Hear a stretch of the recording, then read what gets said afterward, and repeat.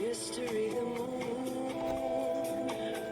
a hole in the sky, a supernatural nightlight, so full but often right, a paradise, a closing one, a chosen child in gold. Good evening mga ka-DevOps. This is my assignment on the Lamstack part 1. So this is my home page, and with two buttons, login and register.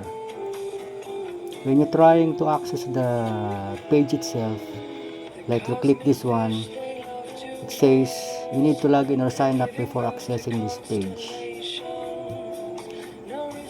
So we are trying to register, and then we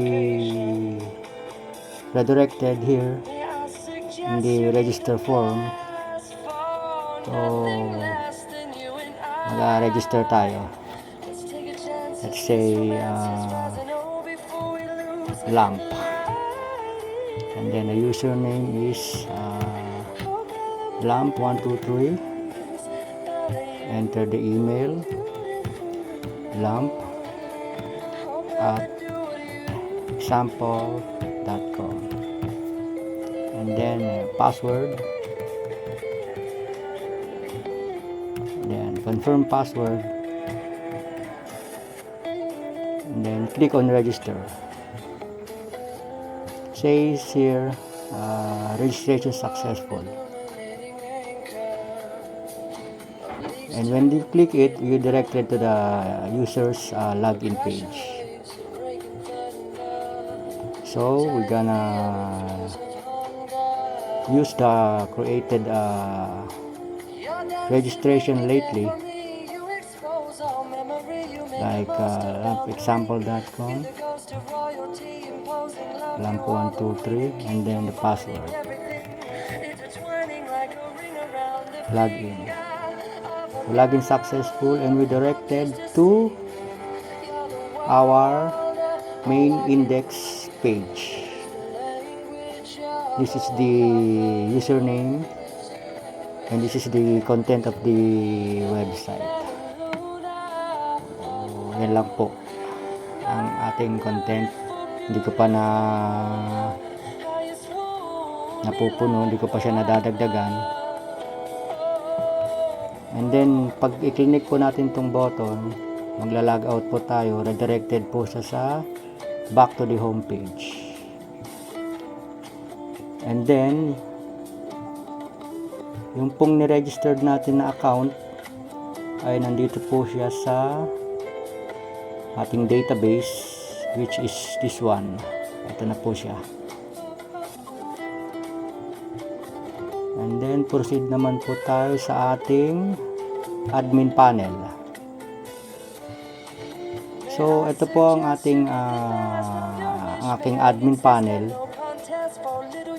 Ganun din po, kagaya po sa users, meron din po siyang registration form, login, and then hindi niyo rin po siya ma-access kapag hindi po kayo naka-register or login.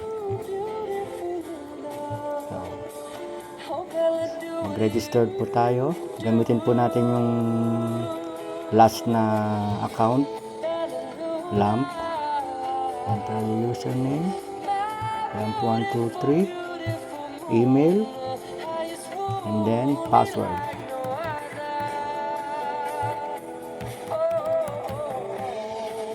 Register. And then login po natin siya.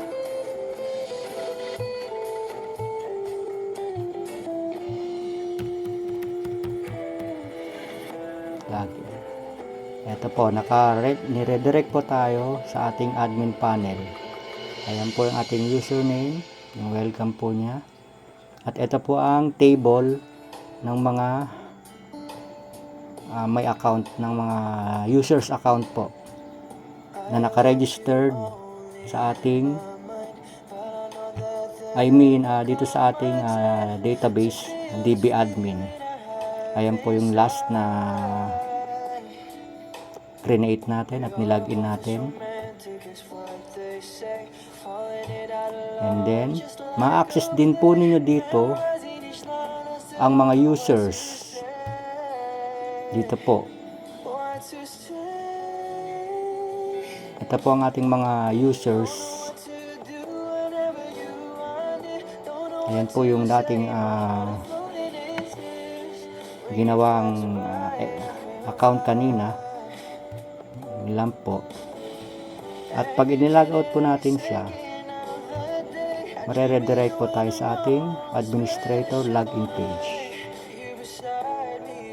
So that's it mga ka-DevOps.